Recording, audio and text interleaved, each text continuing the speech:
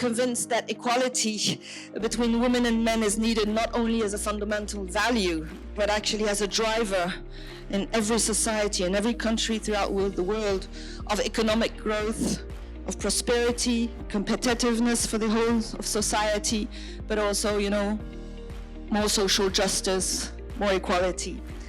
Economic empowerment is really a key to women's freedom of choice in all areas of their lives. First of all, that women and girls, they face difficulties, discriminations in all areas and in all countries, all throughout the world, including in France. So here, I'm not here to give any lessons to anybody, and especially not to Nigeria on these topics.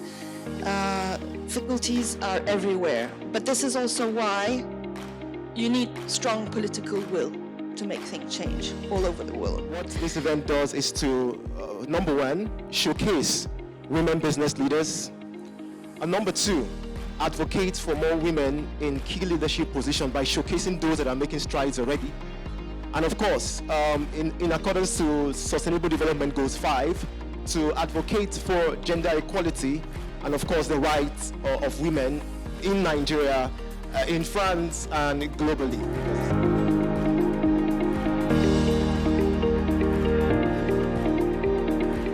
As the first female, when I became the chairman of First Bank, it was at their 122-year point. 122 years of a company, and women didn't show up. When I joined the board, there was one female ED. And shortly after, one other female non-executive director came. So we became 3 at a point. And then somewhere along the line, the female ED left, the female NED left, and then you find yourself in a large board.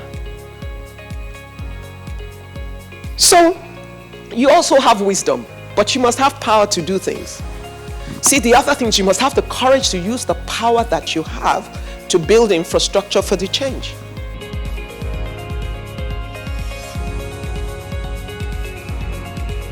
I also wanted to emphasize that while Africa Women CEOs Network is a platform for women already in positions of leadership, I believe it has and it creates opportunities for women that are like me, so up and coming, aspiring and starting their career. So I have had actually personal interactions with a lot of women in this room that have mentored me in one way or another. I think some of them might not even be aware. As a leader in your sector, why is a diverse leadership team important to your organization, and what are you doing about that?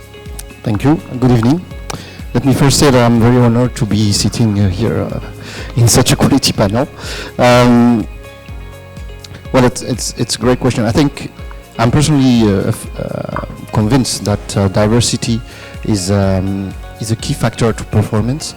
A more diverse team, not only gender diversity, but any diversity will create more creativity, will reduce the decision bias, and eventually help the organization function better, create more value and have more performance, which is what most private organization wants. Why Wimbase right now has a WIM board.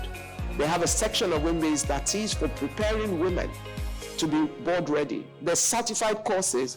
One of their programs is run in joint venture with a foreign university, and they run it here and abroad together to get the women certified. We also started creating a database of women that were board ready. So after the preparation, we create a database. So when we get comments from companies, I can't find the woman, we say, no. Tell us what you're looking for. When they send us the profile of the woman they're looking for, we check our database and send them a collection of women that fit that. We don't tell you who to take.